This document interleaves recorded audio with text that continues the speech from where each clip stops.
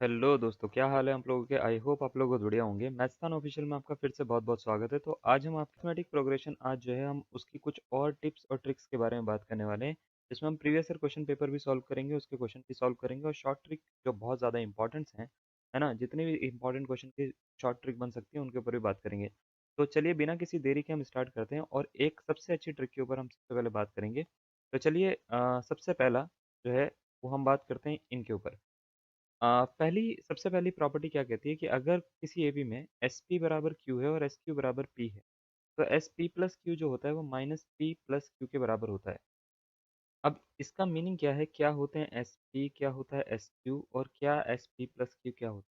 देखो, कभी भी किसी भी एपी होती है ना, कभी कोई अर्थमेटिक प्रोग्रेशन होती है या समांतर श्रेणी होती है, तो मान लेते हैं आप इसमें जैसे कुछ टर्म्स होती हैं a one a two a three. अगर मैं इसको जोड़ देता हूँ a one a two a three a four, ऐसे मैं जोड़ता जा रहा हूँ, सपोज करो। तो मान लेते हैं जोड़ते जोड़ते जो है वो मैं कुछ 10 टर्म्स तक पहुंच गया। तो अगर मैं आपसे बोलूं भाई इतना लंबा कौन लिखेगा, a one a two a three ऐसे करते करते 10 तक कौन लिखेगा, तो इसको ऐसे लिख दिया जाता है एस टेन। एस टेन का मतलब होता है सम ऑफ 10 टर्म्स। ठीक है, यानी शुरुआत से लेके आगे तक की टर्म्स का सम, मतलब 10 टर्म्स का सम। तो अगर मान लेते हैं आपको ऐसी पी टर्म्स कोई दे रखी है, जैसे पी टर्म्स दे रखी है और उसका टर्म जो सम है वो क्यू है, और क्यू टर्म्स जो है उसका सम जो है वो पी है। ठीक है, तो अगर आपसे पूछा जाता है S P plus Q terms का सम क्या होगा, तो याद रखना ये होता है माइनस पे पी प्लस क्यू के बराबर। अब इसका मतलब क्या है, मान लेते हैं कि शुरुआत की 3 टर्म्स का सम जो है वो मान लेते हैं वो 4 है, और शुरुआत की 4 टर्म्स का सम जो है वो 3 है। थोड़ी देर के लिए मान लेते हैं। अगर आपसे पूछा जाता है शुरुआत की 4 और 3 का 7 टर्म का सम क्या होगा, यानी S7 कितना होगा, तो S7 जो होगा वो कुछ नहीं, -7 होगा। बस सीधा सीधा से इसका ये आंसर हो जाएगा। नेक्स्ट दूसरा जो प्रॉपर्टी है जिसके ऊपर हम आज बात करेंगे वो है, अगर s m upon s n यानी ratio of sum of m terms upon ratio of sum of n terms अगर आपको गिवन है, सपोज करो m square upon n square, तो a m upon n a n यानी mth term और nth term का sum जो होता है, सम नहीं, एमएथ टर्म और एनएथ टर्म का जो रेशियो होता है 2m-1 अपॉन 2n-1 होता है। तो इसका मतलब क्या है, मान लेते हैं आपको 5 टर्म और 3 टर्म्स का जो है वो रेशियो दे रखा है। ठीक है, कुछ भी दे रखा है, ठीक है, वो 25 दे रखा है, वो 9 दे रखा है, कुछ भी दे रखा है ना। या मान लेते हैं ऐसे दे रखा है कि आपको शुरुआत की 2 टर्म्स और शुरुआत की 6 टर्म्स का रेशियो दे रखा है। 2 टर्म्स का रेशियो जो है वो 4:36 आपको दे रखा है। आपसे ये पूछा गया कि भैया ये बताओ कि शुरुआत की 2 टर्म और शुरुआत की अ, या शुरुआत की 2 टर्म नहीं, या सेकंड टर्म और 6 टर्म का रेशियो बता दो। तो कुछ नहीं करना, यहाँ से निकालना ए, तो 2 का स्क्वायर हो जाएगा वो, और ये 6 का स्क्वायर है ना। तो 2 का स्क्वायर और 6 का स्क्वायर यानी ए की वैल्यू जो है वो इस समय 2 है ना, या एम की वैल्यू जो है वो 2 है, और एन की वैल्यू जो है वो कितनी है, 6 है। इस फॉर्मूले में रख देंगे 2 into m-1 upon 2 into n-1, और जो आंसर निकलेगा वो इसका फाइनल आंसर होगा। जैसे इसका आंसर 3 अपॉन कितना मिल रहा है, 11, इसका करेक्ट आंसर हो जाएगा। ठीक है, तो करना ये है कि आपको फर्स्ट एम टर्म्स और फर्स्ट एन टर्म्स का सम दे रखा होगा, एम स्क्वायर और एन स्क्वायर। तो अगर आपसे पूछा जाएगा कि इसका रेशियो बताओ किसका, mth टर्म और nth टर्म का, तो वो होता है 2m-1 अपॉन 2n-1 के बराबर। ठीक है, तीसरी प्रॉपर्टी क्या कहती है, तीसरी प्रॉपर्टी ये कहती है कि अगर ए स्क्वायर बी स्क्वायर सी स्क्वायर 3 टर्म्स हैं और तीनों टर्म्स क्या है एपी, यानी 3 टर्म्स है और तीनों टर्म्स का स्क्वायर जो है वो एपी में है, तो कभी भी 1/a+b पूछेगा, b+c पूछेगा, तो c+a पूछेगा, तो ये भी क्या होंगे, एपी में ही होंगे, यानी अर्थमेटिक प्रोग्रेशन के। इसी तरीके से 1/a-b, b-c और c-a अगर एपी में है, तो a-b का होल स्क्वायर, b-c का होल स्क्वायर और c-a का होल स्क्वायर, ये भी एपी में ही होंगे। तो इसके ऊपर ज़रा एक दो क्वेश्चन मैं आपको करके दिखा देता हूँ।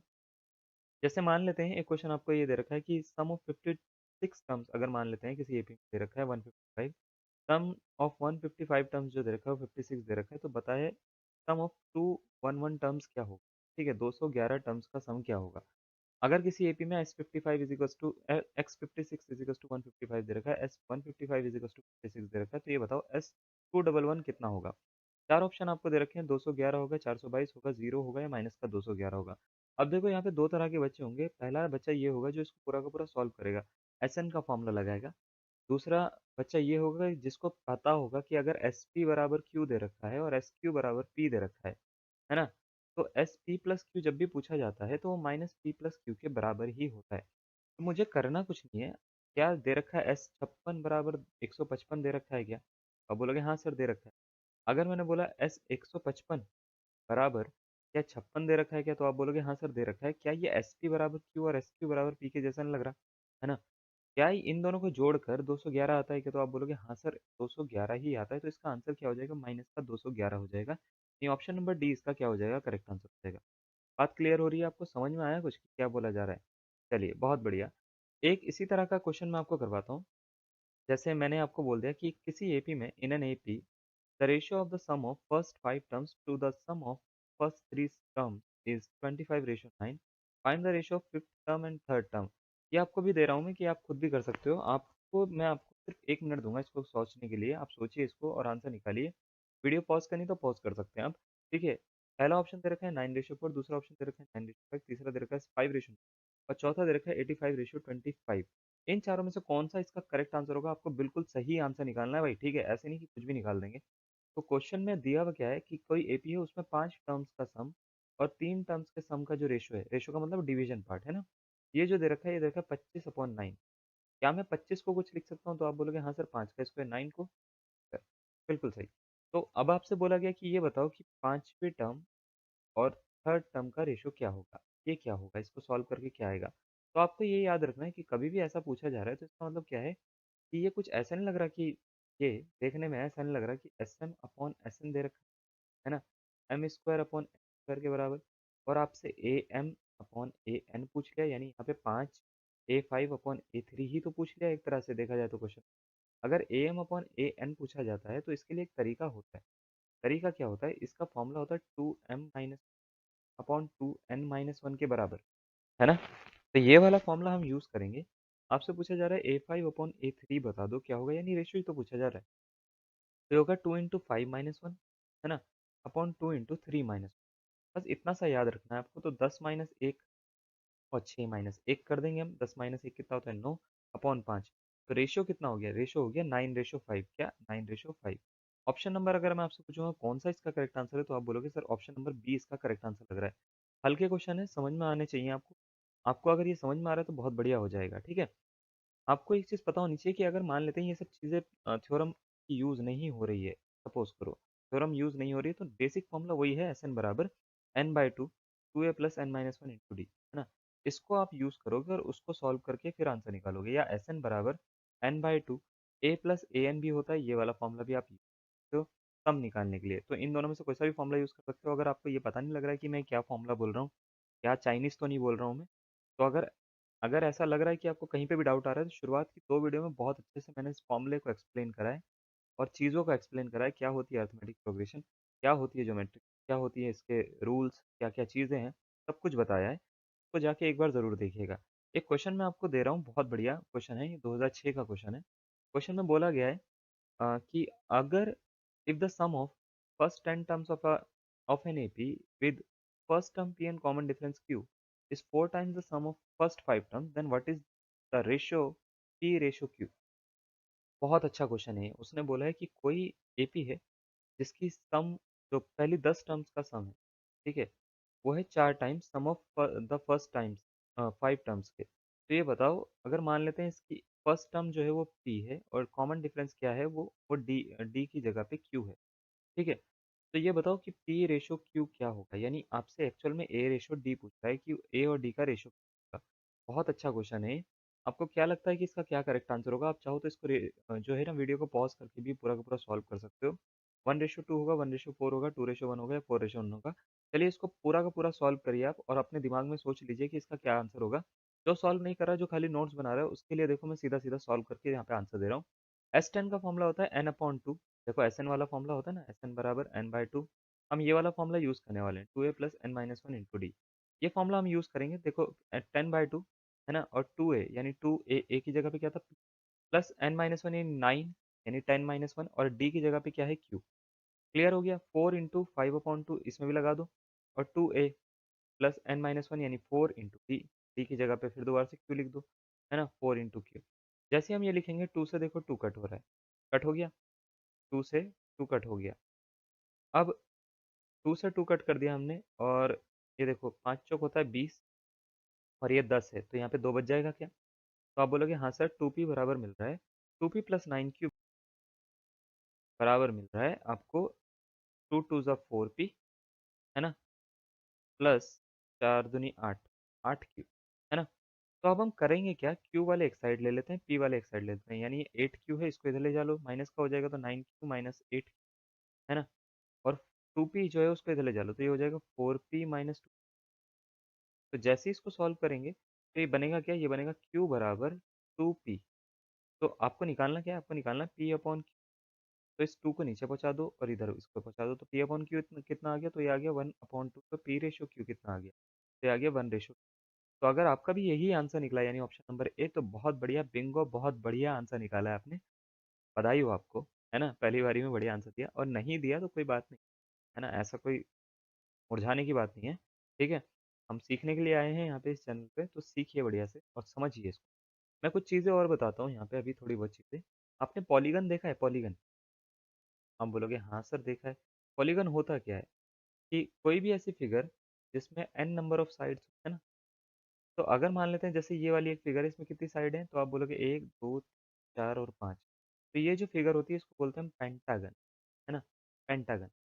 इस साइड में, इस फिगर में कितनी साइड है, तो आप बोलोगे 3 साइड है, 1 2 3, इसको हम बोलते हैं ट्राइंगल, है ना?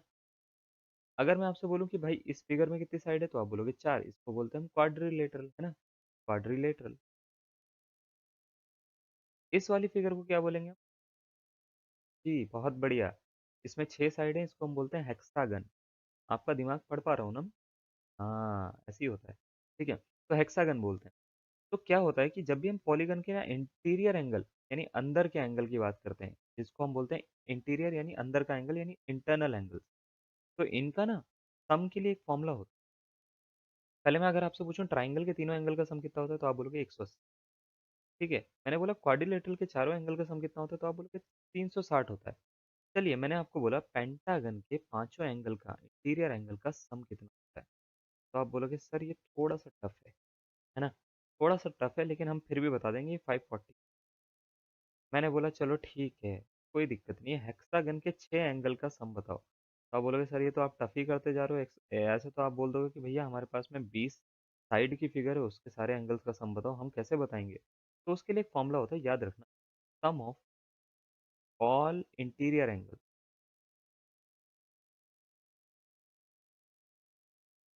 Of a polygon. इसके लिए फॉर्मूला जो होता है ना, ये फॉर्मूला बहुत इंपॉर्टेंट है, ये याद रखिएगा, n-2 इंटू 180 डिग्री होता है सारे एंगल का सम। यानी अगर आपको सारे एंगल का सम निकालना है ना किसी भी पॉलीगन के, तो वो होता है n-2 इंटू 180 डिग्री, ठीक है? अब जरा ये वाला फॉर्मूला मैंने बता दिया, इसको आप नोट कर लीजिएगा, मिटा रहा हूँ, ठीक है? पीछे करके इसको स्क्रीनशॉट ले लेना आप। क्वेश्चन में आप बताता हूँ कि क्वेश्चन क्या है, मैंने इतना लंबा क्यों समझाया, क्या बताना चाह रहा हूँ।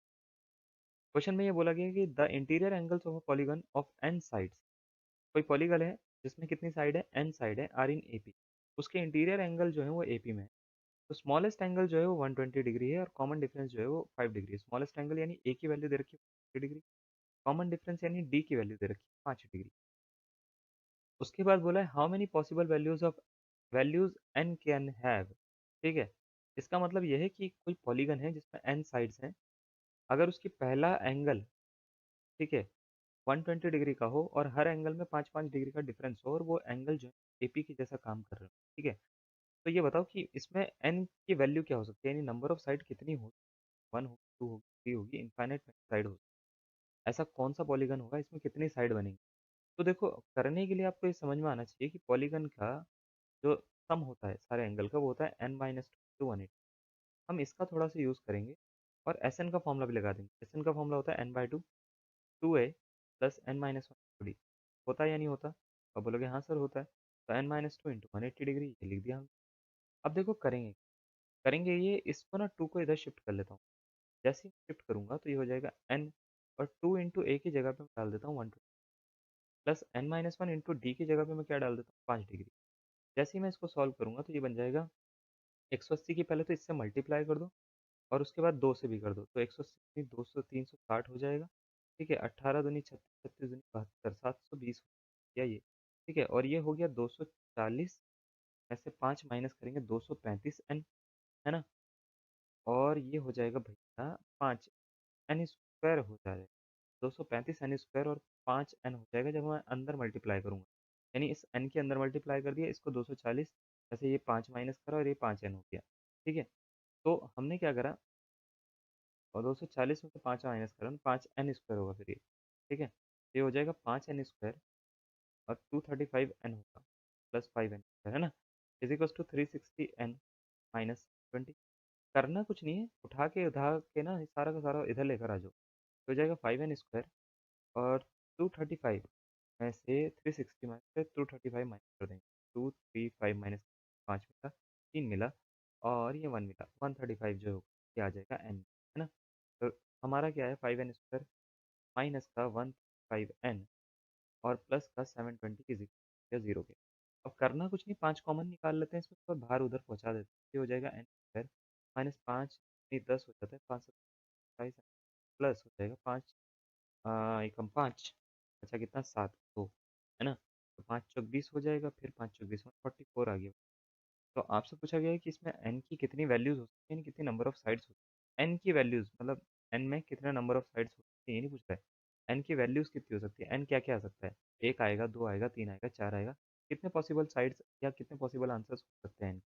साइड नहीं पूछ रहा है, ठीक है, नंबर ऑफ साइड पूछेगा तो वो भी निकल के आ जाएगी तैयारी है। ठीक है, अब ज़रा देखो, तो करना कुछ नहीं है इसका, ज़रा मैं अगर बात करूँ 27 लाना है, 27 144 को, है ना, क्या मैं ऐसे लिख सकता हूँ n² minus 16n minus 9n plus 44 is equal to 0, 16 और 9 27 होता है ना, 9 7 16, है ना। अब इधर देखो, ये n कॉमन आ गया तो n माइनस 16 हो गया, माइनस 9 कॉमन आ गया तो n minus is equal to, तो n की दो वैल्यू आएंगी, समझ में आ रही है आपको कौन कौन सी, एक तो n माइनस 9 और n माइनस 16 इज, तो n की वैल्यू एक तो आ रही है 9, एक आ रही है 16। तो हम छोटा वाला स्मॉलेस्ट वैल्यू निकाल लेते हैं, 9 जो होगा वो इसका करेक्ट आंसर, 16 नहीं होगा, ठीक है, 16 को लेंगे नहीं, इसमें डाल के सेटिस्फाई करके देखो वो सेटिस्फाई नहीं होगा, ठीक है, इसमें नहीं इसमें, ठीक है, सम ऑफ एंगल में जैसे आप डाल के सेटिस्फाई करोगे सेटिस्फाई नहीं होगा, तो एन की वैल्यू आ रही है 9, यानी इस पॉलीगन में 9 साइड होगी, 9 साइड होगी पॉलीगन, ठीक है। और अगर मैं पूछूंगा कि ऐसी एन की कितनी वैल्यू पॉसिबल है, तो आप बोलोगे सिर्फ एक ही वैल्यू पॉसिबल है, 9 इसका करेक्ट आंसर होगा, तो ऑप्शन नंबर ए इसका करेक्ट आंसर। अगर आपको अभी भी ये सोच रहे हैं कि 16 क्यों नहीं रखा, तो आप ऐसा समझ लीजिए कि 16 जो है वो इसमें जब मैं डालूंगा ना, तो वो इसके इंटीरियर एंगल की प्रॉपर्टी को सेटिस्फाई नहीं कर पाएगा। 16 में से 2 माइनस करोगे आपको 14, 14 गुणा 180 करोगे, तो जो एंगल आएगा ना वो इंटीरियर एंगल की प्रॉपर्टी को सेटिस्फाई करेगा। ये इंटीरियर एंगल जो होते हैं वो 60 के मल्टीपल्स में भी चलते हैं, ठीक है। तो आपको ये भी बात ध्यान रखनी है, जिसको ये सेटिस्फाई नहीं कर पाएगा, सेटिस्फाई नहीं करेगा तो ये इसका आंसर भी नहीं होगा। बात समझ में आ रही है। चलिए, एक ये क्वेश्चन हमने कर लिया।